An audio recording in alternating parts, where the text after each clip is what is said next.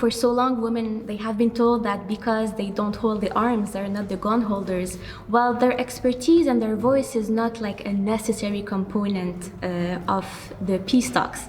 And what this does is that it creates peace negotiations and conflict resolution mechanisms that actually just tackle the need of half of the population, of men.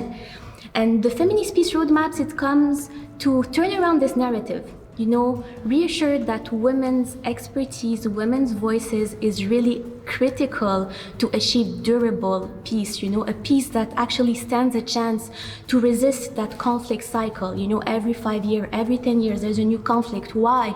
Because the conflict resolution mechanism that was put forward 10 years ago, it wasn't lasting. It didn't stand a chance to last in time because it didn't actually tackle the needs of all the population. The Feminist Peace Roadmap was a result of our work as Yemeni women leaders coming together to contribute to the peace process. We were generally excluded from the peace process, and we were very serious to end the war and to push for the sustainable and accountable peace. And so it was a process of Yemeni women leaders coming together to reflect their visions and priorities to end the war. And this was done also in a participatory manner. We consulted with the communities at the local level in Yemen, with different groups and stakeholders. In order to arrive to sustainable peace, we have to think of a vision. We have to have a strategy. And this can be developed on a political level with politicians talking to themselves, and that will go nowhere. But what will go somewhere is having a strategy that is bottom up rather than top down. And what the roadmap does is that it really amplifies voices of people on the ground, of civil society organizations on the ground who are feeding with this information, who are giving us this vision for change. And through this participatory process, that would ultimately go to the top and inform on higher levels that we can actually make some sustainable and resilient change. The Feminist Peace Roadmap is not limited to women. It has included all people on the local level. We did consultations in 10 governorates. Actually accessible governorates, to give the local people the ownership of the Feminist Peace Roadmap.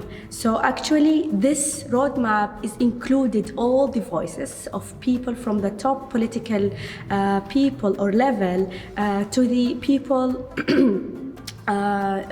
in the communities who knows what is needed to be in their communities.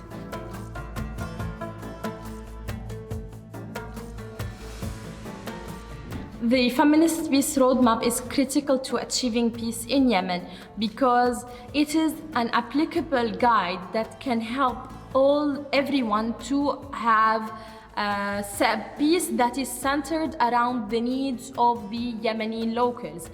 Feminist Peace Roadmap do not look at peace as a power sharing process.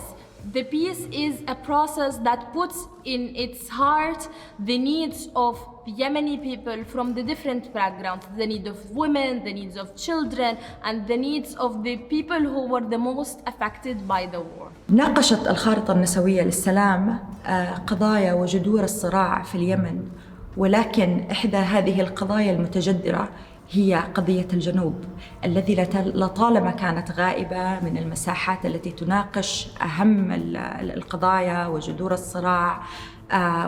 والاختلاف أو المميز مع الخطة هي وجود قضية الجنوب من منظور النسوي الذي سوف يحقق السلام المستدام والشامل في اليمن. The Feminist Peace Roadmap is critical to achieving peace in Yemen because it presents a unique understanding of conflict and peace beyond military terms, because it focuses on services, it focuses on gender mainstreaming in conflict, which unfortunately is not fully realized yet, although it has a great effect on peace sustainability. It is very critical as a blueprint because I think it sets out what women are saying is essential and useful in the peace process.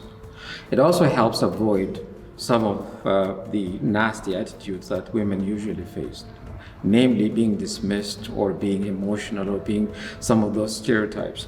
I think it's good to have a decent blueprint, and it's extremely important to have it as a living document that could encompass not just women's perspective, but a more inclusive perspective, which is essential to lasting peace in Yemen. The Feminist Peace Roadmap is reliable in its own agenda and its own approach in providing proper legal frameworks, in providing tools and mechanisms for ceasefire, in providing negotiation points that can secure women's rights and women's inclusion in the peace process.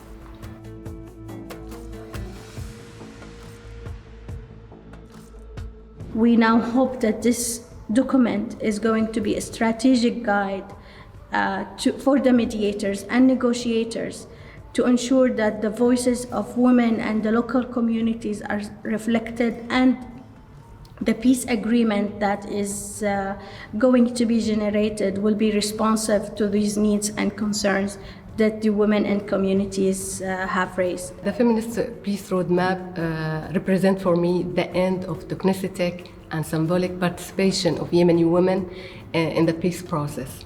I strongly believe that women should be a part of decision making, not only in Yemen, but everywhere in the world. The FPR, the Feminist Peace Roadmap, it comes to show that women, they have a really good connection with the needs, the local needs, with the grassroots. They have a really deep understanding of the war dynamics. So maybe their participations and their voices, they can be that one ingredient that can be the key to actually build peace that has a chance to be effective and durable.